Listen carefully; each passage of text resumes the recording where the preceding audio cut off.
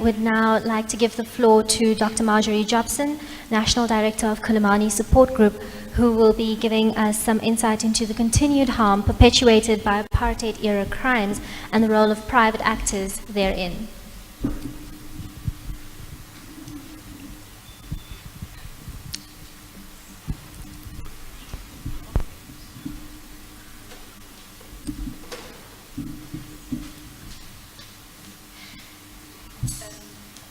Trying to inquire, good morning, who is presenting the PowerPoint, because this, are you doing it? Okay, thanks. Great.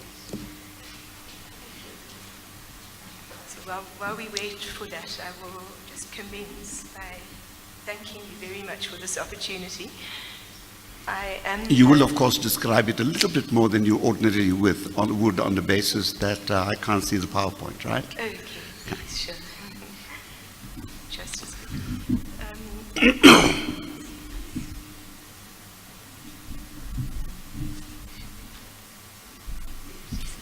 thank you. We are ready to begin.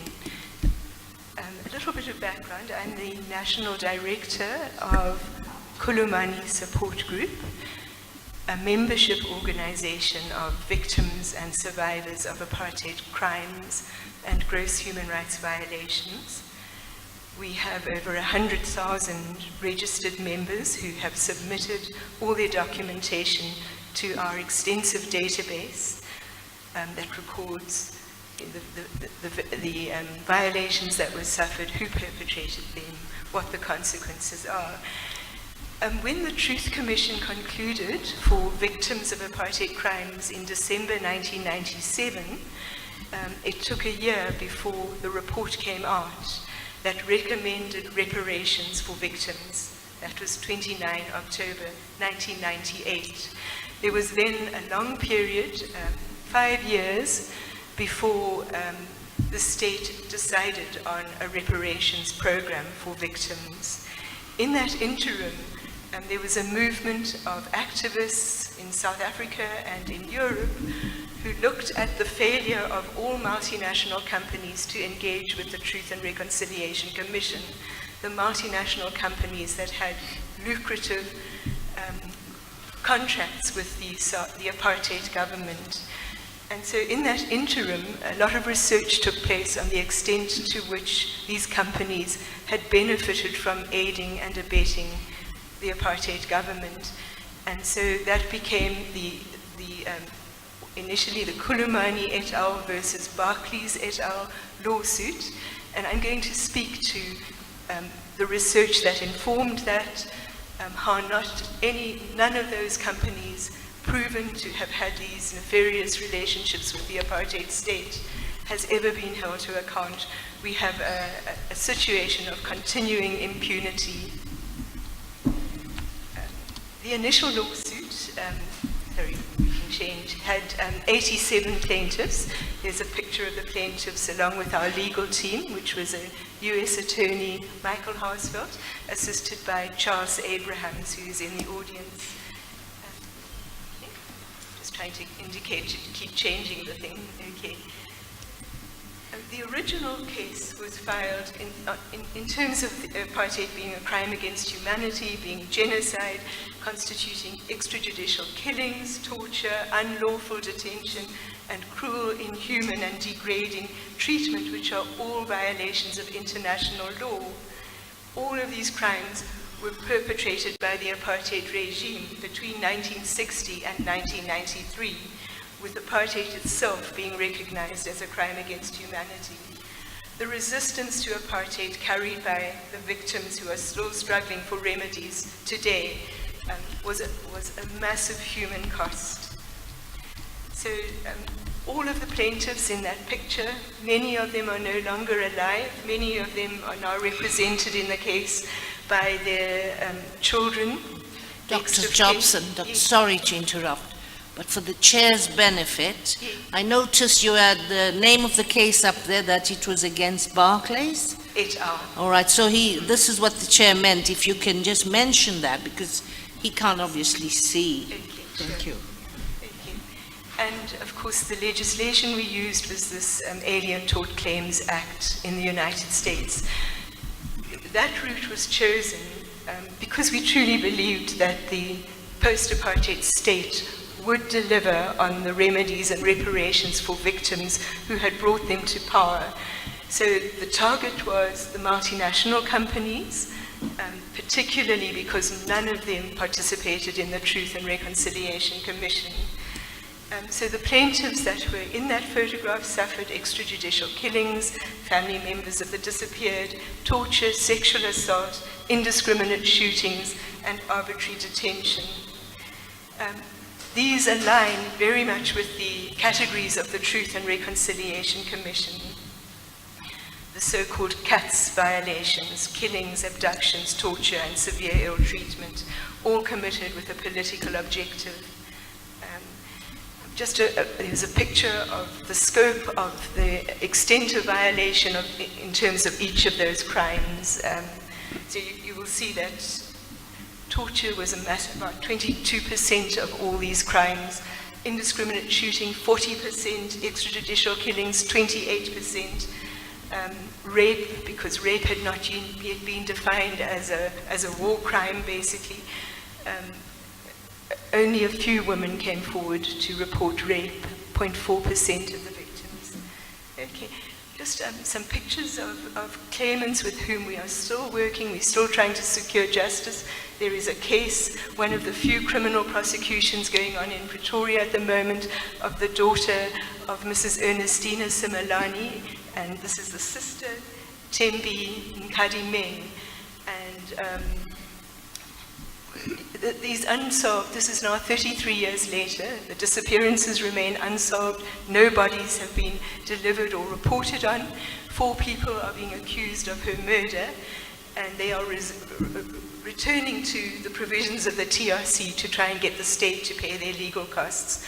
And they are so the case is stalled while that is decided at the level of the Supreme Court of Appeal. The other thing that goes along with that is making peace with the ancestors through spiritual repatriations. There are about 2,000 people who need such processes. Only 477 cases went to the TRC, and it is essential for families in terms of your relationship with the living dead that these processes happen. None of the money in the President's Fund, which is for victims of these crimes, is providing for any cases outside the 90 that have so far been solved. Okay. So the defendants of course were oil companies, armaments companies, banking, transportation, technology, and mining, and all were instrumental in encouraging and furthering the abuses. I'm going to quote from the founding affidavit of our case in the New York court. The defendant's conduct was so integrally connected to the abuses that apartheid would or could not have occurred in the same way without their participation. They acted with deliberate indifference to the well-being of the African population and knew or should have known that their conduct endangered the lives of black South Africans. Apartheid intentionally dispossessed, disenfranchised, dominated and abused the black South African population from 1960 to 1993. This aligns with the mandates of the Truth Commission. Its consequences continue to date. The action of taking this case to the court in New York seeks a measure of justice for its victims. So Khulumani has continued the struggle.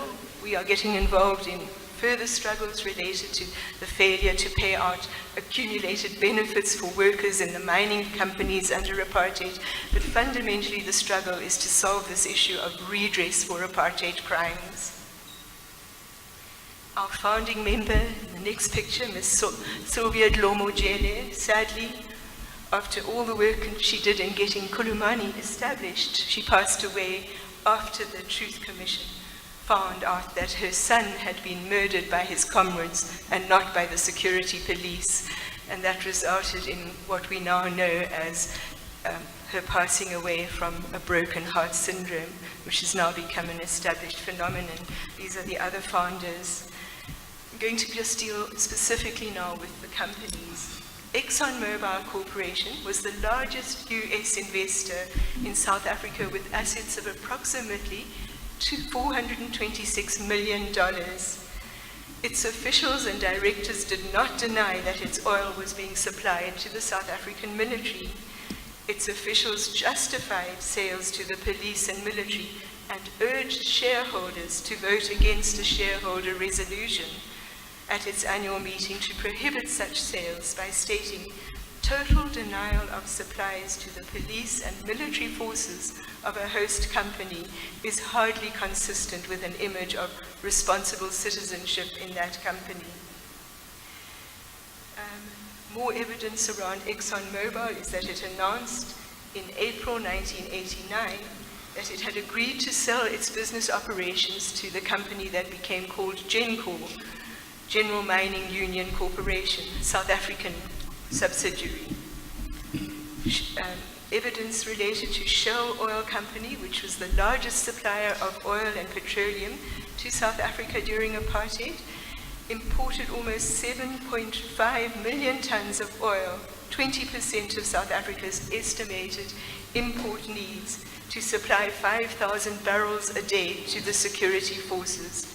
This was 10% of Shell's contribution to the total South African petroleum consumption. One of the arguments that failed in the court was that these companies had regular business relationships and didn't only supply the apartheid apparatus, military apparatus. That was a very strong point argued by these companies in the court. Chevron Texaco Corporation and Global Energy Inc., 2 years after the United Nations Expert Committee recommended an oil embargo, Caltex opened a petroleum refinery near Cape Town in 1966. Caltex has assisted, the Southern Africa magazine said, the South African government by breaking the 1973 oil embargo called for by the Organization of African Unity by executing a complicated series of swaps to allocate more Iranian crude oil to South Africa. BP sold oil and gas to the South African military. It was one of the largest multinationals to continue to refine crude oil in South Africa after the oil embargo. By the 1970s, it was linked to Centrochem, a chemicals group in which a South African state had acquired a financial interest. BP retained a 19% stake, which was later increased. BP directly invested in Sasol through a series of stock purchases. Sasol, we continue to charge and try to hold accountable for the murder or killing by shooting of 77 workers in a 1987 strike, which was for small wage increases. That case has never yet been resolved. British Petroleum plc, after the Iranian Revolution of 1978-79, it was a major provider of oil for the Pretoria government, and it was most reliant on Iranian production. It was hit especially hard and was unable to fulfill its South African contracts due to the Iranian Revolution. It wholly owned BP Coal South Africa, which had stakes in various collieries. In 1989, BP sold its mining interests in South Africa to Rio Tinto. Fluor Corporation began a coal-to-oil conversion program. Sasol, the South African Coal, Oil and Gas Corporation, a state-controlled company formed to oversee the oil from coal program, was provided Fluor with a $4.2 billion contract to oversee the expansion of this coal conversion program, lending direct support to apartheid. Total, we're nearly at the end of the oil companies. In 1967, Total took part in the construction of the first national crude oil refinery in Sasolburg. In 1972, Total South Africa, in conjunction with Caltex and Mobile, opened a lubricating oil refinery in Durban to manufacture base oils. and from the lawsuit, when the men of the Sasol commander changed their white clothes for the uniform of the South African Defence Force, they became members of a specialized unit which in times of war defended two key points of the South African nation, the Sasol factory and the Natref refinery. They were the two most important installations in the country. The importance of the task which Sasol commanders have in defending these two key points cannot be overemphasized. We now have several of these individuals are still alive. They are no longer threatened with losing their jobs, and they have provided us with affidavits related to this activity from apartheid's past. Then there's this explanation of how no foreign government agreed to recognize Transkei as an independent country, but Total formed a subsidiary called Total Transkei to operate in the Bantustan. And when Total came under fire from the anti-apartheid movement, trade unions and others in France, Mr. Hoch, managing director, wrote to the Financial Mail and said, at no time in the past was the possibility of Total withdrawing from South Africa considered. It is not being considered at present and will not be considered in future. And then Total FINA went on to set up an offshore drilling consortium that did large-scale prospecting for oil off the Cape Coast. I'm going to move to the Armaments company's complicity in aiding and abetting apartheid crimes. Arms Corps stood at the core of the new indigenous military-industrial complex. It became South Africa's third biggest industrial group, with total assets exceeding 1.2 billion rand. In 1976 alone, Arms Corps handed out 25,000 contracts to roughly 1,200 private contractors. The businesses linked to Arms Corps included virtually all of South Africa's major non-state conglomerates, as well as a number of high-profile multinationals such as IBM, Shell, Daimler-Benz, and many others. The US had licensed some $300,000 worth of guns and other equipment for export to South Africa in 1976, despite the arms embargo, the year of the Soweto student uprisings. Arms Corps historically was involved in many suspect dealings regarding the illegal export and import of international arms, corruption, and reported murders. One of the few companies that, as there was attrition as we spent 14 years litigating in the US court, was we were left with a few of these companies, Rheinmetall being one of them, which is a top producer in the German armaments industry. And in 1999, it purchased another armament company, producer Oerlikon Contraves Defense, which became a large supplier of armaments to South Africa in the 1970s. Rheinmetall, under fraudulent export declarations, exported a complete ammunition factory to South Africa to manufacture 155 millimeter extended range projectiles needed by South Africa. And even after a criminal investigation was launched in 1980, it openly trained members of the SADF in the use of certain artillery systems on its Unterlas test range. Oerlikon Berle circumvented the Swiss arms embargo by using its subsidiaries in countries that did not have embargoes to produce arms. In 1978, Dieter Berle and others at Oerlikon Berle were honored by the apartheid state and given the highest military honor. They were praised by the apartheid regime for investment in South Africa, where it owns several subsidiaries. When US intelligence advised the Swiss Foreign Ministry to examine the patents registered by Oerlikon Berle in the South African Patent Office, the Swiss declined. There was no reason, the Director for International Organizations wrote in a confidential document, to wake up the sleeping dog.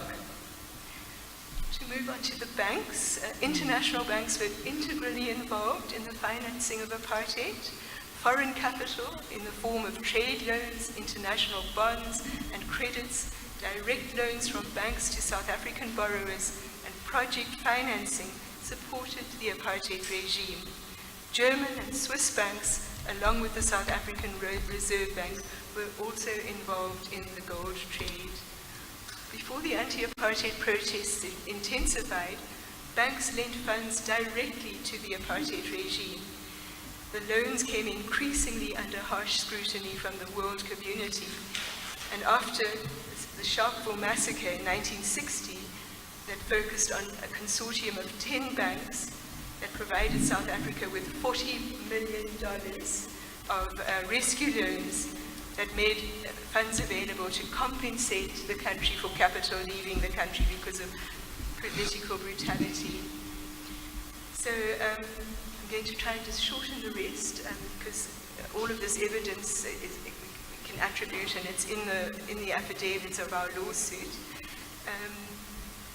Just one of Barclays' directors, who was appointed to what was called the Defense Advisory Board, said that the ready availability of foreign capital has enabled South Africa to finance massive investments needed to achieve industrial growth, economic self-sufficiency, to support growing defense and oil import costs, and survive the economic crises such as that followed the 1960 Sharpeville massacre. I won't go into all the details of the banking.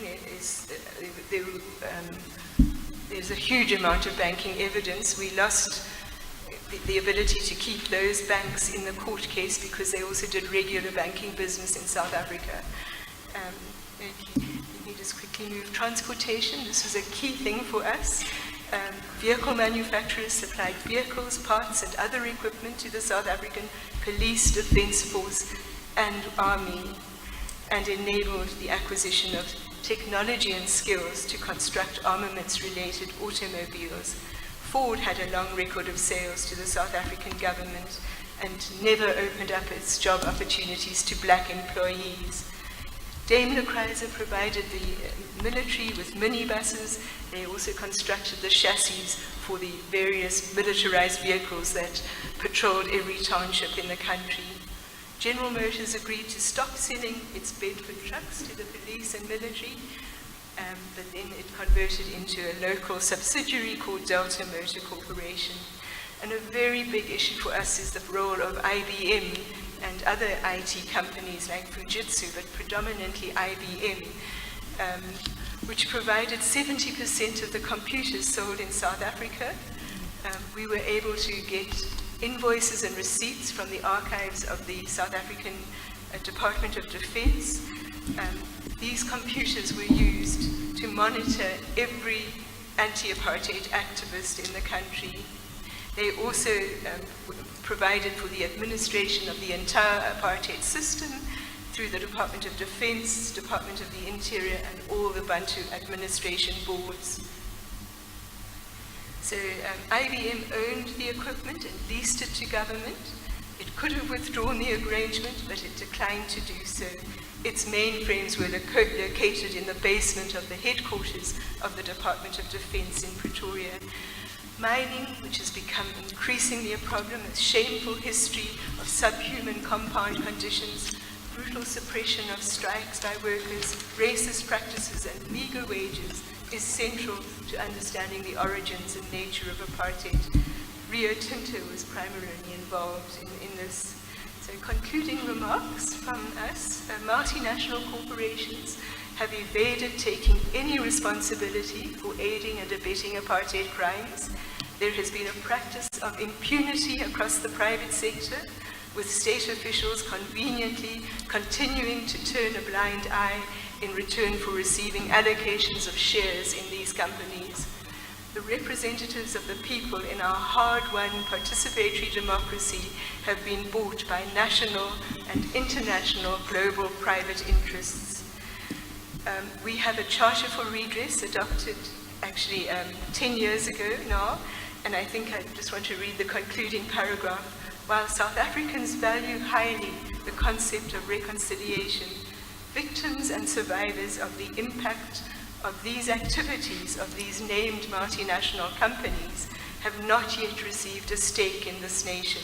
They remain abandoned, discarded, and overlooked, a far cry from the image of an inclusive, caring, and united country that has been our guiding vision for our now not so new nation, and until those who have given so much to effect a successful and peaceful political transition in South Africa have become beneficiaries of the new dispensation, we will remain a divided nation. Reconciliation cannot be achieved without redress, and redress requires the active engagement of every citizen in every sector of society in helping to overcome the structural consequences of the oppressive political system that traumatized the entire nation and left nearly 50% of our people deeply traumatized and in situations of desperate impoverishment. And thank you very much. Thank you. My colleagues? No, nobody on this side. Okay.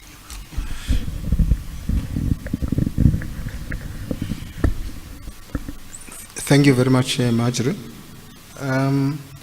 I hear that Khulumani has a charter for redress, and I just wanted to know whether there are any what would you want this tribunal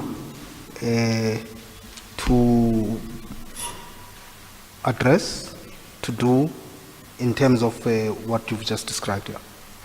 Okay, the clauses of the Charter for Redress, thank you.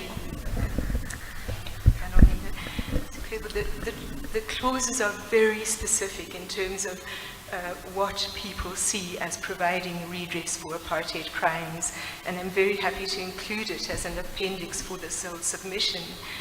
The biggest struggle for us is that the funds that were put aside for reparations have provided only for 16,000 South African victims in a context of at least, all the actuarial projections are 120,000 victims. Of course, the funds are dwindling drastically because the few people who have got access to the benefits are getting large sums of money to advance their educational studies and things. We are getting children of victims emerging as chartered accountants and other wonderful things. But it is a very unjust system that only gives those benefits to 16,000 when we have atrocities of the same quality exactly as everybody else, the 104,000 on our database. And so we have now set up a partnership with the Human Rights Commission. We had a founding meeting a week ago in which finally, after a long engagement on these issues, they are overseeing discussions between the Department of Justice and Khulumani with a determination to get some kind of remedies beyond 16,000 people, which is a shameful situation and keeps leaving people in more and more difficult situations of survival. So that is happening. I'd be very happy to submit. We've made many submissions in Parliament. We have struggled. We have been to every possible forum in this country to solve the pure administrative decision of the Department of Justice that because it closed on the 14th of December 1997, all those people who didn't manage to table their victim statement with the TRC will never get a remedy. We think that is unfair administrative justice. We would love that to be the foundation of whatever you advocate, because people live next door to each other, and you can see the economic difference in the lives of people who've had assistance and those who've had nothing. So that would be, for us, a very fundamental issue to address.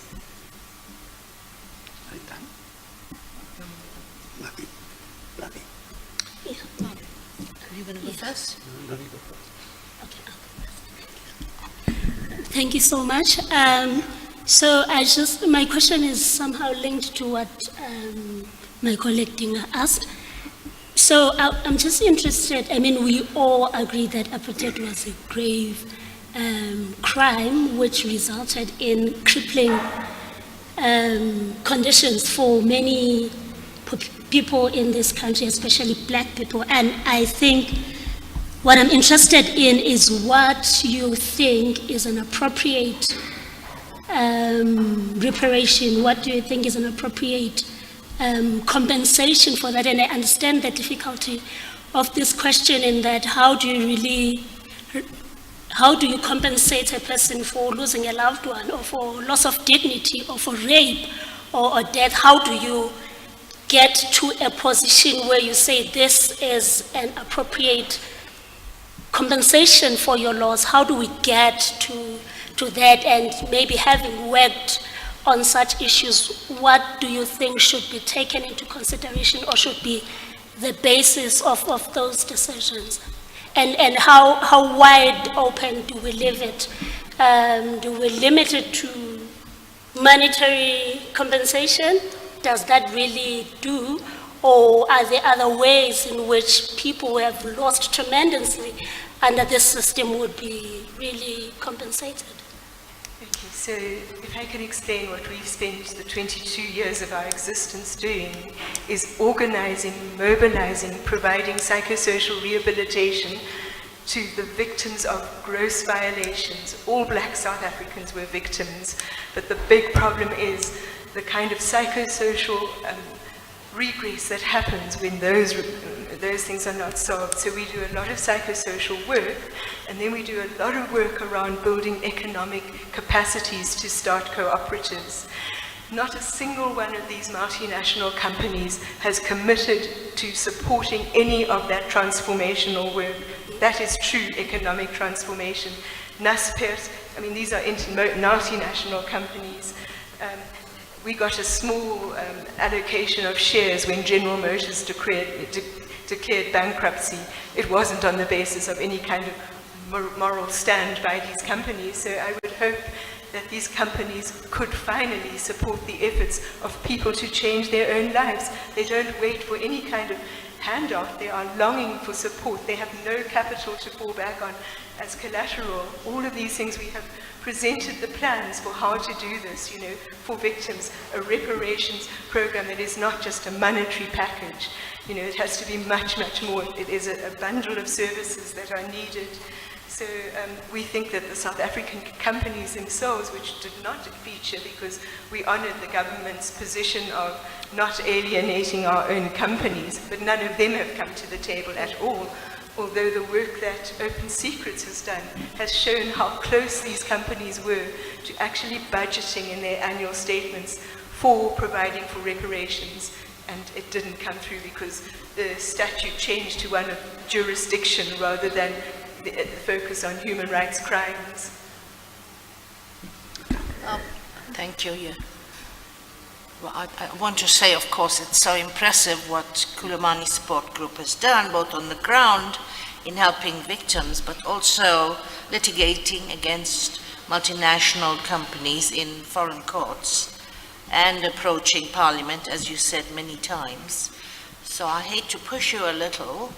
I'm interested in knowing whether you looked at the responsibility of foreign governments for the activities of multinational companies based in their countries, particularly with the UN sanctions to which they signed up to, and whether that is something you feel can still be pursued.